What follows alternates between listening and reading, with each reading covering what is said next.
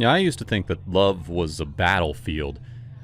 But watching Laura and Steve was more like watching an expertly choreographed waltz in a minefield. They were perfect. Sickeningly, annoyingly perfect.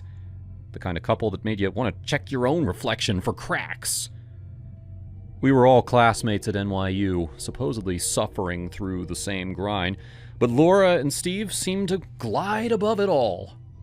Steve came from old money, hedge funds, and Hampton summers. Laura was the scholarship girl with the face of a runway model and the brain of a shark. Together, they were the golden couple. And I was Stacy, the friend, the reliable, slightly invisible, always supportive friend. "You look amazing," I told Laura one night at a gallery opening in Chelsea, forcing a smile so wide my cheeks hurt. "Seriously, Steve can't take his eyes off you." "I know," Laura beamed, clutching Steve's arm. "Isn't he the sweetest?" Steve grinned, that dopey, love-struck look on his face. "I'm a lucky guy, Stace. I know it." "You sure are." Deep down, I hated them. Or rather, I hated him. I looked at Laura, her sharp jawline, the way her eyes lit up when she laughed, and I felt a pang in my chest that had nothing to do with friendship. She was wasting herself on him. Steve was bland.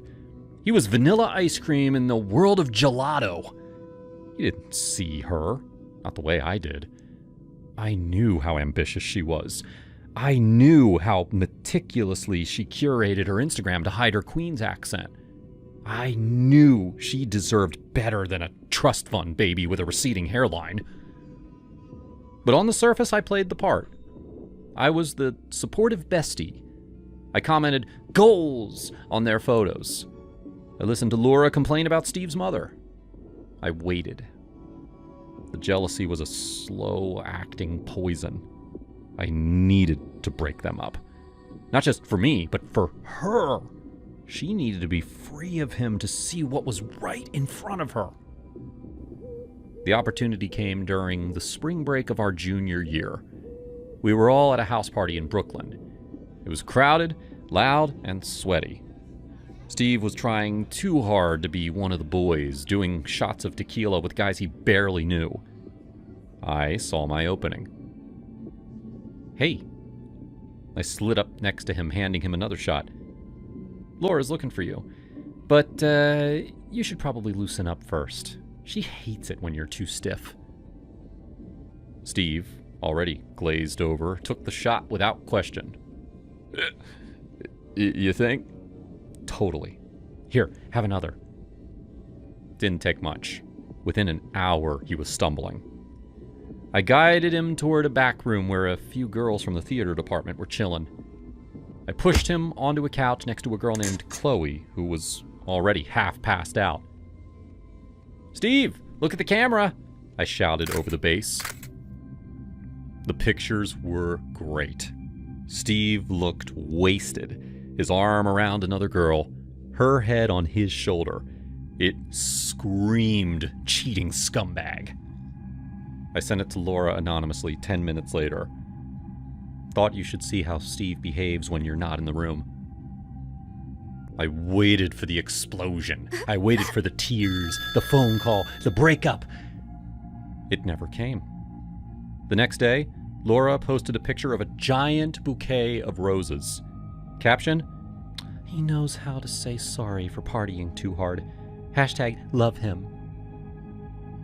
I stared at my phone, my blood boiling. She refused to doubt him.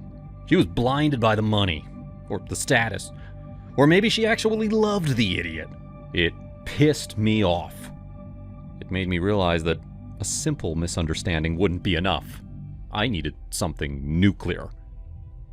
I started stalking him. Not in a dangerous way, just observant. I tracked his movements. Gym, class, apartment. But then I noticed a pattern. Every Tuesday afternoon, he went to a nondescript medical building in Midtown. It wasn't a general practitioner. It wasn't a therapist. I followed him inside one Tuesday, waiting in the lobby until he went up to the 14th floor. The directory listed 3 businesses: a dentist, a podiatrist, and smooth skin laser and electrolysis. I bribed the receptionist at the laser clinic with a sob story about thinking my boyfriend was cheating on me. She didn't buy it, but she bought the $50 I slid across the counter just to confirm he was a client. Mr. Harrington? Yeah, he's a regular. Full back, shoulders, neck. Poor guy has it rough. Hair all over, the doctor says. I did some digging. I found an old high school yearbook photo of Steve online that hadn't been scrubbed. He was on the swim team. Even then, you could see it. The dark, dense patches of hair creeping up his neck over his shoulders. He was a werewolf, a hairy, sweaty beast wrapped in Armani suits. This was it. It was petty, it was shallow, but for a girl like Laura who prided herself on aesthetics, on perfection, it was leverage. I confronted him a week later outside the clinic. Hey, Steve. He jumped, clutching his gym bag. Stacy, what are you doing here? Just getting a coffee, I lied, nodding at the Starbucks cup in my hand. Rough session? What? He looked panicked. The laser. Must hurt like hell. Does Laura know? About the extent of it? The back? The ears? Steve turned pale. Stacy, don't. I have photos, Steve, from your high school days. And I know you're spending thousands a month to keep it hidden. Imagine if I posted those. The Rat Man of NYU. Laura would be humiliated. What do you want? He whispered, his voice trembling. I want you to leave her. She's too good for you. You're gross, Steve. You're a hairy little lie. Break up with her. Tell her you fell out of love. Tell her anything. Just end it. He looked at me with pure hatred. But I saw the fear. He was a coward. 3 days later, Laura called me, crying. Steve had ended it. He told her he needed space to find himself. I went over immediately with wine and ice cream, playing the part of the grieving friend perfectly. I held her while she cried. I told her he was an idiot. I told her she was free now. I don't understand. She sobbed into my shoulder. Everything was perfect. I know, honey, I know. But you deserve someone who is sure about you. Weeks went by. I thought I had won. Laura was single. I was spending every day with her. We were closer than ever. And then came the invite. Come over tonight, Laura texted. I made dinner. I want to celebrate. Celebrate what? I asked. New beginnings. I arrived at her apartment at 8 p.m. She looked radiant. She poured me a glass of wine, some expensive vintage Steve had probably bought her. To us, she said, clinking her glass against mine. To us, I echoed. I took a sip. It tasted rich, oaky, and odd. The last thing I remember was the room spinning and Laura's smile blurring into a smear of red lipstick. I woke up with a headache that felt like a drill boring into my temples. My mouth was dry, stuffed with a piece of cloth. I tried to move my hands, but they were bound tight behind me. My ankles were tied to the legs of a heavy wooden chair. Panic surged through me. I tried to scream, but only a muffled grunt came out. Ice-cold water hit my face, shocking me fully awake. I gasped, choking against the gag. Laura stood in front of me, holding an empty pitcher. She wasn't smiling anymore. Her face was a mask of cold indifference. She reached out and yanked the gag from my mouth. What the hell is this? Laura, untie me! Are you crazy? Laura walked over to the kitchen island and poured herself another glass of wine. She took a slow sip, watching me. You know, Steve called me the night he broke up with me. He was a mess, crying, begging. He told me everything, Stacy. The blackmail, the photos, the threats. He's a liar. He's sick, Laura. You don't know. I know about the hair. I've known since the 3rd date. Do you think I'm stupid? I've seen the scars from the treatments. I've seen the appointments on his calendar. I stared at her, stunned. You knew? Of course I knew. And I didn't care. Do you know why? She walked closer. Because he paid rent for this apartment. He paid for my tuition. He paid for my wardrobe. I was sick of that rat. Sick of the way he smelled. A girl like me with a body like this? I deserved better than that rat man. I was sticking with him for the portfolio, Stacy. I was building a nest egg. Then why are you doing this to me? Because you ruined the long game. My head snapped to the side, my cheek burning. I had 6 more months planned. He was going to buy me a condo in Soho for graduation. And you blew it up because you were jealous. I did it for you. I wanted you to be free of him. Bullshit. You did it because you're obsessed with me. The room went silent. I see the way you look at me. I see how you touch my arm, how you glare at any guy who comes near me. You didn't want to save me, Stacy. You wanted to own me. I couldn't deny it. Fine. You're right. I hate him because he had you. And yes, you should be happy. You're done with the rat man now because of me. You don't have to pretend anymore. Laura stared at me for a long moment, and then a slow, cruel smile spread across her lips. Oh, you're right, she said softly. I am done with him. And I suppose you did save me from having to break his heart myself. She walked behind me. I flinched, expecting another hit. Instead, I felt the ropes loosen. She untied my hands, then my feet. I stood up, rubbing my wrists. Laura, sit, she commanded. I sat back down on the edge of the chair, unsure of what was happening. My heart was hammering in my chest. I know why you did this. You wanted a reward. You wanted the prize. I will reward you. One time. This was the best day of my life. I was so happy. But Laura's expression then shifted to pure disgust. She grabbed my chin, squeezing hard. You think you have a shot? She laughed, a harsh, brittle sound. With me? Please. You're just as pathetic as Steve. You're a leech, Stacy. You feed on people who actually shine. Stay away from me, and stay away from my new boyfriend. She shoved me backward. I stumbled, catching myself on the chair. Laura turned and walked to the door. She grabbed her purse. She then opened the door, and a man stepped into the frame. He was tall, handsome, wearing a suit that cost more than my tuition. I recognized him immediately. Daniel, the heir to a pharmaceutical empire. He was richer than Steve, better looking than Steve. Ready to go, babe? Daniel asked, not even glancing at me. More than ready, Laura purred.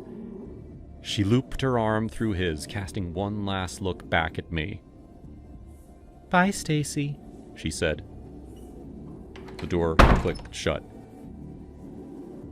I sat there in the silence of the empty apartment, the slap mark on my cheek throbbing, realizing that all the rats weren't the ones hiding in the dark. Some of them were the ones shining the brightest.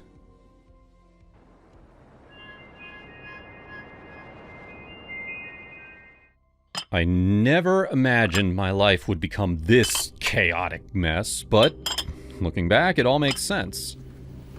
My name's Evan Hayes, and this is how I went from being a fake husband to almost a murder victim, all for the sake of likes and shares. It's not a fairy tale. It's real, raw, and ugly. But hey, if you're a man who's ever been in a toxic relationship, maybe this'll hit home. Well, it started 3 years ago, in the heart of LA's influencer grind. I was 27, posting fitness routines and motivational speeches on Instagram and TikTok, scraping by with 200,000 followers. Nothing groundbreaking, but it paid the bills. And then I met Chloe Bennett at a creator event in downtown. She was 26, all glossy hair and perfect makeup, dishing out beauty tips and lifestyle vlogs to a similar audience. We got paired for a panel on collabs, and afterward we shot a quick video together, just for fun. Couples yoga fails. It was silly. Us tumbling over each other, laughing like idiots. Uploaded it that night, and boom! Views spiked to 1 million overnight. Comments poured in. "You two are adorable! Ship them!" Our managers saw dollar signs. Mine, a slick guy named Derek, pulled me aside. "Evan, this could be huge. People love a fairy tale. Date her publicly. Build the brand." I chuckled. "We're not even attracted to each other." "Fake it. Engagements will skyrocket." Chloe's manager, Lisa, was even pushier. She was this no-nonsense woman in her 40s, always in power suits, treating Chloe like a product. "Chloe, he's perfect for our narrative," I overheard her say once. "A power couple? Brands will throw money at you." Chloe and I talked it over at a coffee shop. "So, what do you think?" I asked, stirring my latte. She shrugged, her green eyes calculating. "Why not? My views are flatlining. Let's do dates, reels, the whole thing. But I want 60% of any joint sponsorships." We shook on it. No romance, just business. Our first date was a staged picnic in Griffith Park. Baskets, blankets, professional photographer. Posted it with captions like, "Found my person." Followers jumped. Brands called. Energy drinks, apparel lines. It was addicting. But the facade cracked fast. Behind closed doors, we were oil and water. To be honest, she was a dumb woman. "That's stupid, Chloe. Stick to what you know, a lipstick." She would fire back and cry, but I tried to be honest with her. "You're too sensitive. Grow up." Chloe was materialistic to the core, obsessed with luxury. "Evan, I need that new Chanel bag. It's for a haul video." If I said no, she'd explode. "You're controlling me. I deserve this life." One night, she threw a glass at the wall during an argument about vacation plans. "If you don't book that Maldives suite, I'm done." Her aggression escalated, shoving, screaming. She once scratched my arm deep enough to draw blood. "You make me do this!" We pushed through for the fame. 6 months in, Derek and Lisa pitched marriage. Marriage, kids, nah. But a wedding? That's content gold. Live stream it, Derek said. Chloe and I debated. "It's extreme," I said. She smirked. "But imagine the followers." We did it in Malibu, 2023. White sands, drone shots, sponsored by a jewelry brand. Vows were scripted. "You're my forever." Honeymoon in Bora Bora, all paid for. We had 1 million followers each. By year 2, it was crumbling. Fights got public, subtle shades in stories. I posted about mental health breaks, implying that she was unstable. She would hint at my wandering eyes, Well, truth is, I wasn't cheating then, but the rumors helped. Engagement soared. We filed for divorce in early 2025, making it a spectacle. Press releases, tearful IGTV confessions. It's been hard, I said in mine, voice cracking for effect. Chloe's struggles have taken a toll. She countered. Evan's seeing others. I deserve better. Followers ballooned. Brands loved the drama. Breakup skincare lines, empowerment workouts. Lisa saw opportunity in the chaos. I didn't know it then, but she whispered poison in Chloe's ear. Divorce buzz fades fast. But if Evan disappeared, widow status, super fame, brand deals, all sympathy your way. Lisa, that's fucked up. Even I have limits. And that's when Sophia entered the picture. Sophia Reyes, a budding influencer, 150K followers. She was fire. She started tagging me in her reels. Dream collab with @EvanHayes. Manifesting. Flirty, but smart. Word got to me through mutuals, and yeah, I DM'd her. Love your energy. Let's link up. Our first meet was electric. A coffee turned into a full-day shoot. Flirty fitness challenge. Her laugh was genuine, not that forced giggle Chloe did for the camera. Evan, you're killing me with these push-ups, she teased, her hand brushing my arm. Bet I can outlast you. We bantered like old friends. Views? Insane. Comments? Better than Chloe. Chloe noticed. Her next reel was vicious. Spot the fakes. Extensions, lashes, butt pads. #authentic AF. Targeting Sophia's look. Sophia DM'd me. Your ex is jealous. Should I respond? I said, ignore her. But Sophia posted subtly, all real, all me. Haters gonna hate.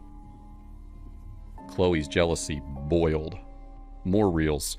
Plastic princess alert. Internet ate it up. Feud trending. I started seeing Sophia more. Not just content, real dates. She would whisper, forget the ex, Evan. Let's make our own story. Now, I wasn't sure whether Sophia was using me for views or whether she meant it. The night it all went down, I'll never forget. I just wrapped a late shoot with Sophia. She crashed at my house. Chloe still had a key. We hadn't changed locks amid the divorce mess. I got a tip from an anonymous follower. Watch your back. Chloe's planning something. Her manager Lisa has been pushing her, telling her to make her final move before the buzz fades. Do it before he moves on. Poison in your wine. Sounded crazy, but I checked my security cams later. Yep, Chloe sneaking in earlier, tampering with my favorite Cabernet. Why wine? We always toasted post-divorce wins ironically. I played it cool. Kept an antidote handy. Naloxone kit from a doc friend, just in case. Poured the glass, pretended to sip while scrolling Insta. Heart pounding. From the living room window, I sensed eyes on me. Chloe, watching like a predator.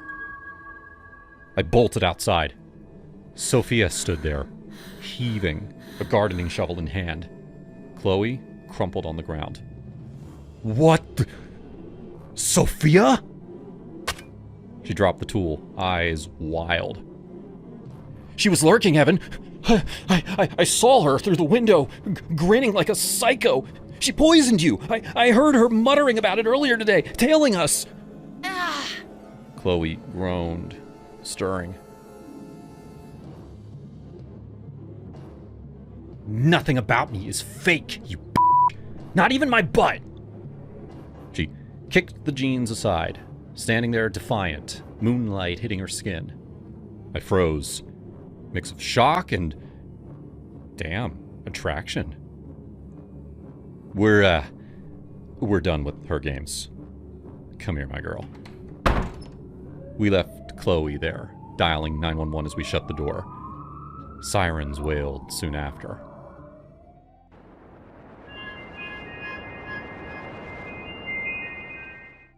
I never thought buying a beat-up old coffee table off Craigslist would turn into the most satisfying revenge story of my life, but that's exactly what happened. My name's Lily. I had just moved into a rental after my latest disaster. Yeah, my house had burned down. Again, but I'll get to that. I pulled up to their house in my red SUV, the one with the dent on the passenger side from that idiot ex of mine. The ad said $20 for a solid oak coffee table. Nothing fancy, but I needed something to put my feet up on while I rebuilt my life. The couple, Mark and his wife, whose name I later learned was Susan, greeted me at the door. They looked like your typical mid-30s duo. Him with that boyish charm and a button-down shirt that screamed creative agency guy. Her with yoga pants and a ponytail that said, "Stay-at-home mom trying to keep it together." "Hi, I'm Lily," I said, shaking their hands. "Here for the coffee table." Susan smiled politely. "Come on in. It's right here in the living room. We've had it forever, but it's sturdy." I knelt down to inspect it, running my fingers over the scratches. "Looks perfect. I need new furniture because my house just burned down." Their faces dropped like I'd announced a death in the family. Mark's eyes widened. "Oh my gosh, I'm so sorry." Susan nodded vigorously. "Hey, we don't need the $20. You can just have it." I laughed lightly, pulling a crisp bill from my wallet. "Oh, it's no problem. I have plenty of money. I just don't have any stuff because my house burned down." I handed them the 20, watching their confusion. They exchanged glances. Susan stammered, I'm sorry that your house burned down." "It's okay. I'm used to it." "Used to it? Like how many times has this happened?" I didn't answer right away. Instead, I let my gaze linger on him a second too long. Those broad shoulders, the way his hair flopped just right. He shifted uncomfortably, but I saw the spark. Susan noticed too. Her smile tightened. I hoisted the table toward the door. "Thanks again. See you around." As I drove off, I couldn't help but smile. The fire thing? It wasn't a lie. My first house went up in flames back in my 20s. Faulty wiring, they said. The second was with my ex-husband, Derek. Let's just say insurance payouts are a girl's best friend when you're married to a deadbeat who can't keep a job. But I wasn't about to spill that to strangers. Well, a few days later, I found myself driving by their neighborhood again. Call it curiosity. Mark intrigued me. I parked a block away once or twice, just watching the house. Nothing creepy. Okay, maybe a little, but I wasn't hurting anyone. Then, one afternoon, I spotted Susan leaving the local salon, her hair freshly highlighted. I pulled over and rolled down my window. "Susan, right? From the coffee table?" She froze, clutching her purse. "Lily, what are you doing here?" I leaned out, smiling sweetly. "I need to talk to you. It's about your husband. I need him for a weekend getaway. I'd be willing to pay." Her face turned beet red. "What the hell, woman?" Before I could explain, her hand flew up and slapped me across the cheek. The sting burned, but the shock was worse. People stared from the sidewalk. I touched my face, fury rising. "You just crossed a line. I was being polite, offering compensation. Now, I'll take your husband for free. Start counting the clock." She scoffed. "Yeah, off. I know my husband well." I drove away, heart pounding. Polite? Maybe not. But after years of dealing with men like Derek, Lazy, entitled, always expecting me to carry the load, that slap ignited something. Susan thought she knew Mark? I'd show her. Mark worked as a campaign planner at a boutique ad agency downtown. I'd done my homework. LinkedIn is a goldmine. Posing as a potential client, I reached out via email. "Hi, Mark. I'm starting a small lifestyle brand and I need help with branding. Saw your portfolio online. Coffee sometime?" He responded within hours. We met at a trendy cafe near his office. He was even cuter up close. "So, Lily," he said, sipping his latte, "tell me about your brand." It's about empowerment for women who have been through hell. Divorces, losses, like me. My ex-husband was a total burden. I ran the house, paid the bills, even kept things warm with his family. He just existed. Mark nodded slowly. That sounds tough. My wife's great, but yeah, I get it. Sometimes I feel like I'm the one holding things together at home, too. Over the next few weeks, our meetings became regular. We'd brainstorm ideas, but conversation always drifted personal. One afternoon, in his office, I shared more. Derek never lifted a finger. I'd come home from work, and the dishes would be piled up. His relatives always dropping by, expecting me to play hostess while he watched football. Mark sighed, rubbing his temples. Susan's the same sometimes. Last week, she forgot to pay the electric bill. Again. I had to sort it out during my lunch break. And her family? Holidays are a nightmare. I'm the one meditating while she chats away. I touched his arm lightly. Sounds familiar. What about intimacy? Derek treated it like a chore. Always too tired from doing nothing. He chuckled nervously. Yeah.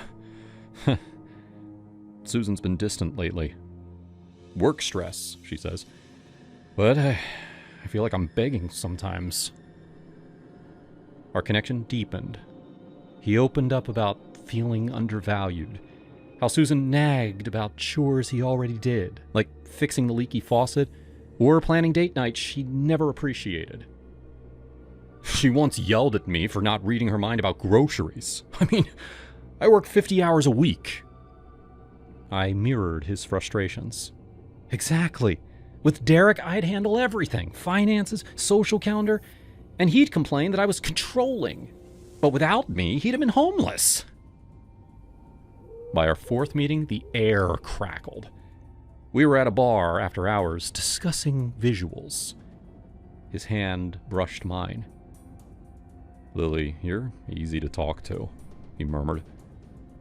I smiled. You too, Mark. Feels like we've known each other forever. This is wrong, he whispered. No, this is what you need. The affair ignited fast. For 2 months, we stole moments. Lunch hour hotel rooms. Late night client calls that ended in my bed. I would tell him, you're not a burden, Mark. You're a king. God, Lily, you get me. But I kept tabs on reality. Susan suspected something. I'd see her circling my block once, her face pinched. Mark confided that she accused him of cheating, but he denied it. She's paranoid, he'd say. One weekend, we escaped to a cabin in Wisconsin Dells. My treat. No work pretense. He talked endlessly about leaving Susan. She's like my ex in your stories, always expecting me to fix her messes. Remember when she slapped you? That's her temper. I laughed. Yeah, that. But inside, I plotted. It was payback. For the slap. For her smug, I know my husband. And, honestly, for all the Dereks in my past. Women like me, we're tired of carrying dead weight. of being the strong ones while men leech. Mark was no different. He just hid it behind charm. The end came on a rainy Friday. We'd been at my place, now a cozy apartment that I had furnished post-fire. He lay spent, head on my chest. "Lily, I think I'm falling for you." I stroked his hair. "Really?" "Yeah. Susan's filing for divorce. She found texts." "Perfect." I sat up, feigning surprise. "Wow. So, us?" He grinned. "Us." "Actually, Mark, this was fun, but we're done." His face crumpled. "What?" I laughed coldly. "Your wife was right. You are a burden. Always complaining about her. But look at you, cheating, lying. I ran this whole thing. The meetings, the getaways. You just showed up." "Lily, please, get out." I tossed his clothes. "Your wife was spot on. You are indeed a burden." He dressed in stunned silence, tears welling. I thought we had something." "We did. 2 months of me proving a point." I shoved him toward the door. "Tell Susan I said hi. Oh, and next time your house burns down, get used to it." He left, slamming the door. It was perfect. Susan got her karma. Mark learned his lesson. And me? I just burned another house. Ha!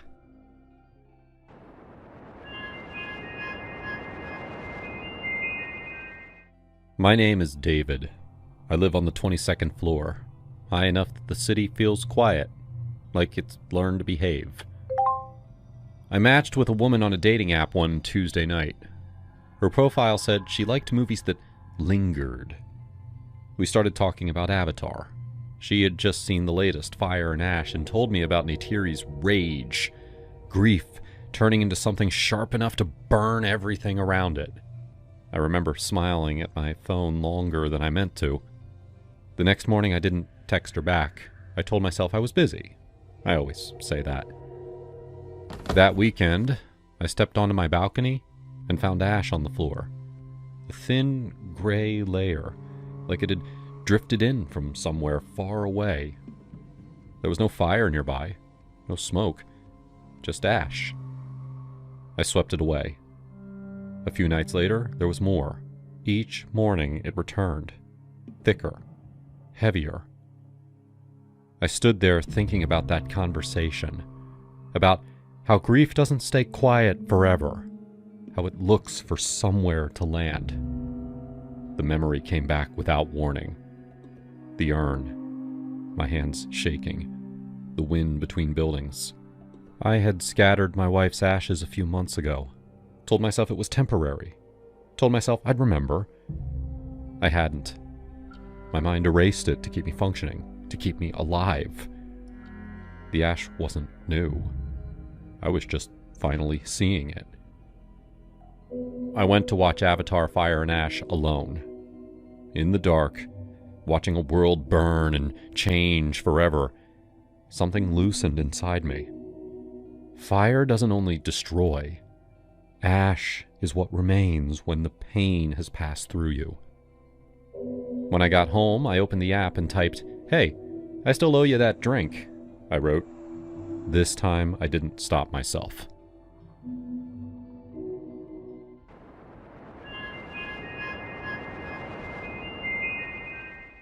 I quietly watched Casey from my bed as she squealed. My friend had been worried for weeks, and I thought she was overreacting. She hadn't been asked out on Valentine's Day, and she kept asking me if she wasn't beautiful anymore. Of course she was. She changed her skincare routine and her closet, and even talked about doing nose surgery because no one at college asked her out. I talked to her and told her to calm down. The right guy would come along soon, but she wasn't listening. You don't understand how I feel. You have a boyfriend. You won't be lonely on Valentine's. She kept trying to get the attention of the guys taking our course. Until tonight. She had squealed into our dormitory holding a bouquet of lavender roses and a box of chocolates. I reclined on my bed and waited for her to explain. You wouldn't believe it, May, she said breathlessly. I just got a Valentine. I asked her who it was, and she said she didn't know. For a split second, I thought she'd gone crazy, until she explained that someone had delivered it to her at the door. She sat on her bed and searched for a note. The note said, "You are mine," with a drawing of a red heart with an arrow through it. Casey blushed and declared that it was very cute, but I told her to be careful. It was a week to Valentine's Day, and love was in the air, and girls and guys had paired up. I was looking for Dave when Casey walked up to me. I got another note, she said breathlessly. Someone dropped it in my bag when I wasn't looking. There was a single red rose, too. She showed me the note, and it said, "Want to know who I am? You'll see. You'll soon see." Casey thought it was romantic, but it got me worried. She was too caught up in the euphoria of the moment that she didn't even stop to think. She wanted to know who the secret admirer was. Each day built up to Valentine's Day, and Casey's secret admirer kept sending notes. I tried to warn her to be careful, but she wouldn't listen. 2 days before Valentine's, I gave up. I told my best friend to do whatever she wanted to do, and she happily agreed. Dave and I were going to have a date, and I was preparing for it. I told Casey that I would go shopping for Valentine's Day, and she decided to follow me. She said she would need a hot dress for her admirer. I sighed, but obliged her. We got back from shopping, and a bouquet of orange roses was waiting on our doorstep with a note. "I will be expecting you." Casey scooped up the note and flowers and went to her bed. She smiled and strangely looked at me. "I'm happy, May. I'm really happy." I shook my head and turned to unload my shopping bags. The next day, Casey was nervous. She had finally begun to think about what her admirer looked like.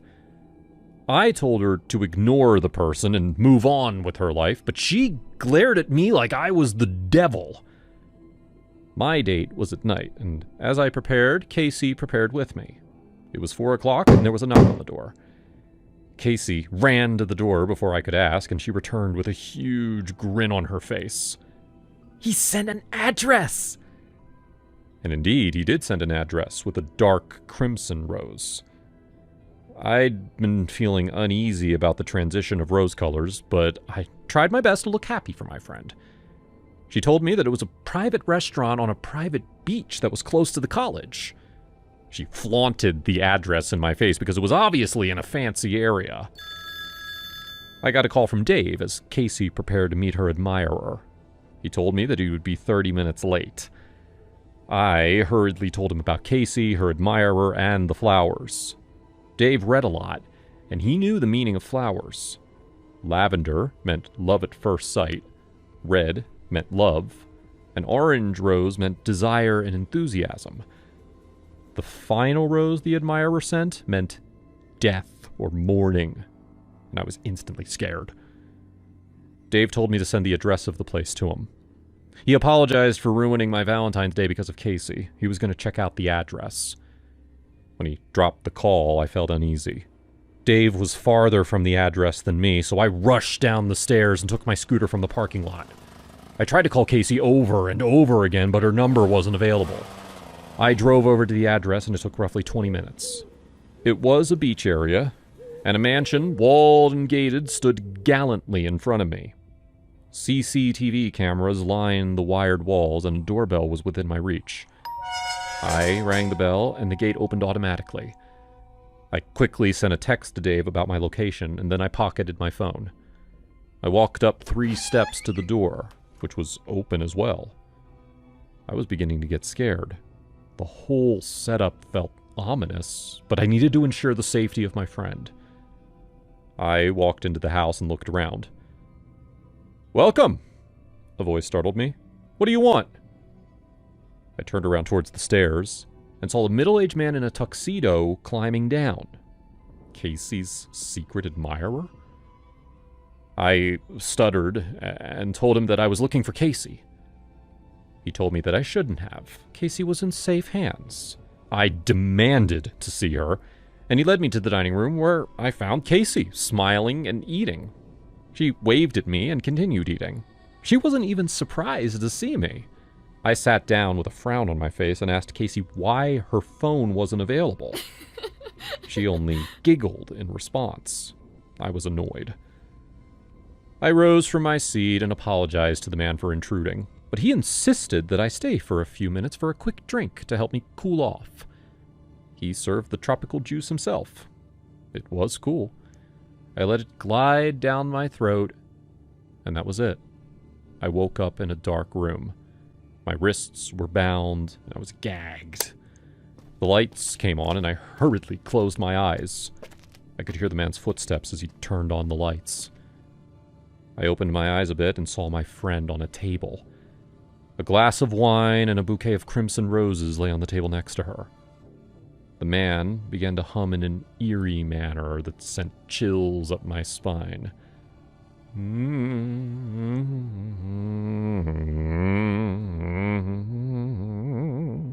My sacrifice of love, beautiful one. You are mine forever. To my horror, he took a knife and thrust it into the left side of Casey's chest. Her heart. He sent it through her heart. He chuckled and started walking towards me. I closed my eyes tight. I would die on Valentine's Day. The doorbell rang, and he left the room. I shook with fear as I struggled with the rope. Surprisingly, the rope gave way as it wasn't too tight. I tried to stand on my feet, but they felt rubbery. I took one glance at my friend. Casey was dead. Tears fell from my eyes as I crawled out of the room. I met Dave and a policeman in the hallway. I was rescued, and the man was arrested. Casey was confirmed dead. She had been drugged and then killed by Mr. Alvin, who specialized in killing college girls on Valentine's Day. Casey was the fourth. Her death broke my heart. I should have stopped her.